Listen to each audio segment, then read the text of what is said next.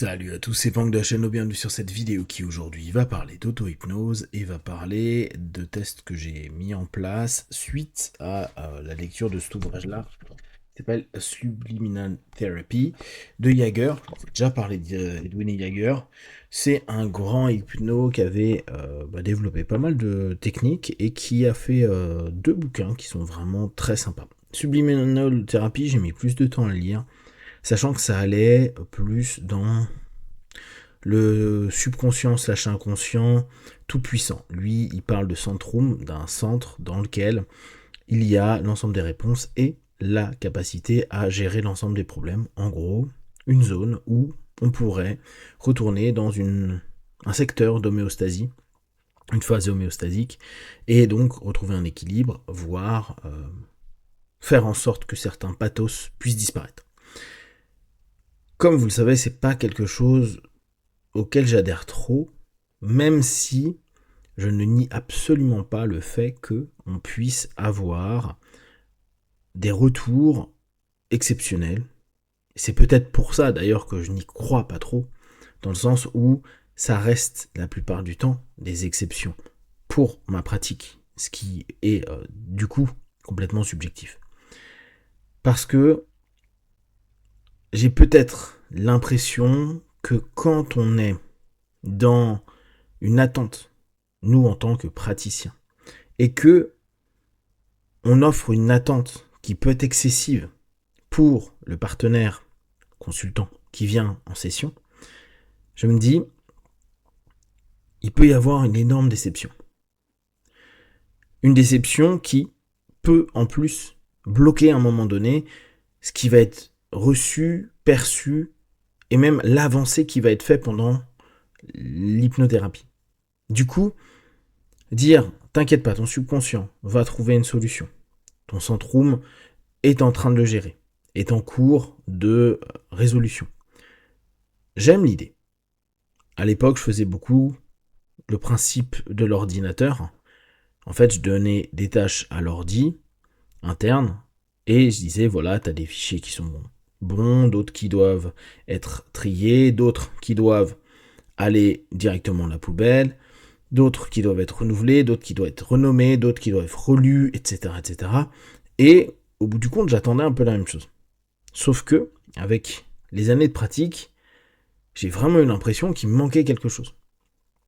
Et comme je vous ai dit, moi j'adore l'hypnose et les phénomènes hypnotiques, parce qu'il peut y avoir vraiment un dialogue entre le conscient et le subconscient, en l'occurrence entre l'opérateur, le conscient et le subconscient, et on peut avoir des résurgences vers le conscient.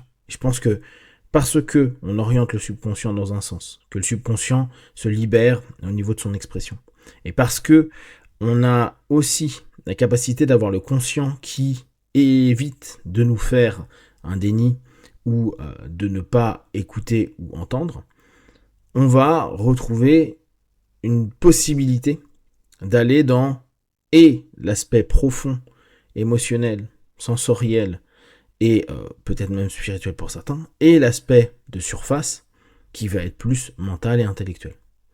Attention, il n'y a pas de c'est mieux ou c'est moins bien.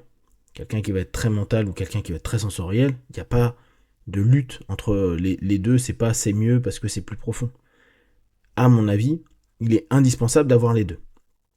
Du coup, je reprends son principe de centrum, et il y a une chose, mais je vous referai je pense des vidéos un petit peu plus claires sur le sujet, que je trouve très sympa, c'est qu'à un moment donné, quand il dit tu vas parler au centrum, donc là on pourrait revenir sur ce qu'on connaît déjà naturellement, les gestes idéomoteurs, donc à nouveau Leslie Lecron, ou le pendule, comme je vous parlais il y a quelques jours. Seulement lui, il n'utilise pas les gestes idéomoteurs, même si il n'est pas contre, il y a des moments où il en parle. Il préfère dire à son partenaire de session, tu vas voir une espèce de tableau dans lequel centrum, à qui il va s'adresser directement, et ça c'est un grand classique en hypnose. Parfois on ne dit plus tu, toi, on parle inconscient, ou on nomme centrum, tu vas. Comme si c'était, en part-thérapie, une entité individuelle sur laquelle on va pouvoir bosser. Et dans ce cadre-là, sur le tableau, Centrum va s'exprimer. Il va écrire. Il va dire oui, non au départ, et puis après, il va donner des mots, parfois des phrases. Et je trouve que c'est assez sympa parce que on pourrait se dire oui, mais je peux très bien consciemment écrire quelque chose sur le dit tableau. Et je suis complètement d'accord. C'est d'ailleurs un des soucis que je peux moi souvent avoir à m'interroger, notamment quand c'est écrit, et même je pourrais généraliser quand c'est visuel pendant ma transe, même si on sait que c'est majoritairement visuel, j'ai moins confiance. Alors c'est l'expérience qui me l'a donné, hein, que, et ça c'est pour mon propre cas, quand j'entends une voix, quand c'est des mots, quand c'est des phrases, c'est toujours plus juste que les images ou, et, là en l'occurrence pour le subliminal thérapie, des écritures, ou quelque chose qui va être inscrit sur un tableau. Seulement, pour lui, il dit, si vous ne pouvez pas l'effacer, donc si le conscient, au moment où il y a la réponse, ne peut pas l'effacer, donc que ça reste sur le tableau, ça veut dire que c'est Centrum qui est en train de discuter. Au bout d'un moment, on ne tente plus d'effacer, c'est-à-dire qu'au bout, comme un pattern, au bout de quelques réponses, où on a essayé d'effacer, on sait que c'est Centrum qui a pris le lead pour les réponses, et à partir de là, il bosse. Mais comme je viens de vous le dire, sur de l'auto-hypnose, quand j'ai testé, je suis pas particulièrement doué pour ça. Et je pense que des personnes plus visuelles dans leur transe, ou en tout cas qui exploitent mieux leur visuel dans les trans, peuvent avoir des super résultats. Moi, c'est moyen. Seulement, depuis quelques mois, années, je travaille sur de l'auto-hypnose à un œil ouvert et l'autre fermé. Pour une raison toute bête, c'est que parfois, quand je vais au niveau somnambulique, j'arrive à un niveau somnambulique au départ super actif, où j'arrive à avoir des bonnes réponses, où c'est très intéressant. Et puis, il y a des moments, pour une raison ou une autre, je passe limite dans des transes léthargiques. Est-ce que c'est un début de coma hypnotique? Peut-être. En tout cas, je suis moins dynamique et j'ai une sensation où il se passe des choses, j'entends, mais j'arrive plus à bien les malaxer. Si on était en train de faire de la cuisine, j'arrive plus à les exploiter de façon intéressante. Et du coup, je me suis dit, ok, il est possible même que par certains moments, j'ai pu m'endormir et ça m'a saoulé. Donc, j'ai commencé à m'habituer à faire avec un œil ouvert. Ce qui est très intéressant, c'est qu'au bout d'un moment, et je sais que je suis à un certain niveau de transe, je vois plus rien avec l'œil ouvert. C'est-à-dire que tout est noir. En tout cas, tout n'est pas comme les deux yeux fermés, mais c'est pas comme si je voyais ce qui était en train de se passer à l'extérieur. Et à partir de là, je me suis dit, je vais reprendre son concept. Et aujourd'hui, qu'est-ce que mon conscient et mon subconscient sont habitués à voir comme tableau? C'est un écran. C'est un écran d'ordi, c'est un écran de portable. Et comme je vous ai dit, moi je suis pas fan du fait qu'on soit tout le temps sur les écrans. Et quitte à y être, autant que ce soit utile. Et du coup, j'ai commencé à faire un travail en dissociation, l'opérateur, et la partie Centrum, on va reprendre son terme, qui s'exprime. Et mes questions, je les tape avec mon téléphone portable, en prenant une feuille Word par exemple, et à chaque fois, celui qui est opérateur pose la question, et celui qui est Centrum répond simplement.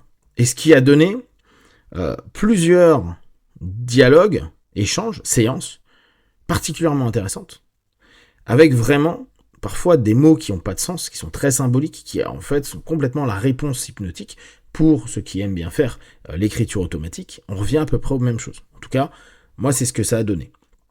Avec des émergences très intéressantes, de choses qui sont éclaircies, et vu que au fur et à mesure, Centrum, je lui demande aussi d'opérer des choses, il me dit s'il est capable à ce moment-là de le faire ou pas, s'il y a encore des blocages, mais c'est pas dit aussi facilement. Parfois, il y a des réponses très symboliques, parfois un peu confusionnantes, que je dois réanalyser a posteriori et refaire une séance avec Centrum pour faire avancer sur certains plans. En tout cas, pour l'instant, le feedback, il est intéressant. Là, ce qui m'intéressait de vous partager, c'est ce fait de pouvoir vous dissocier, utiliser votre téléphone ou votre PC si vous aimez tapoter. Mais je trouve le téléphone plus simple puisqu'on n'a que notre doigt, notre pouce à utiliser.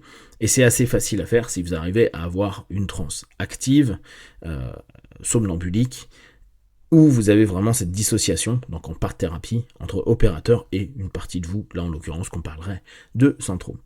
Dites-moi si ça peut vous intéresser que qu'on se fasse des petits lives pour qu'on en papote, peut-être qu'on le fasse en groupe Ça peut être intéressant.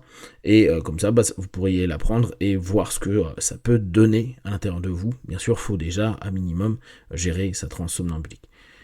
Pour toute question, n'hésitez pas. Et comme d'habitude, de tout ce que je propose, ne prenez que ce qui est bon et juste pour vous. Testez, observez, analysez et concluez. Be one. Ciao.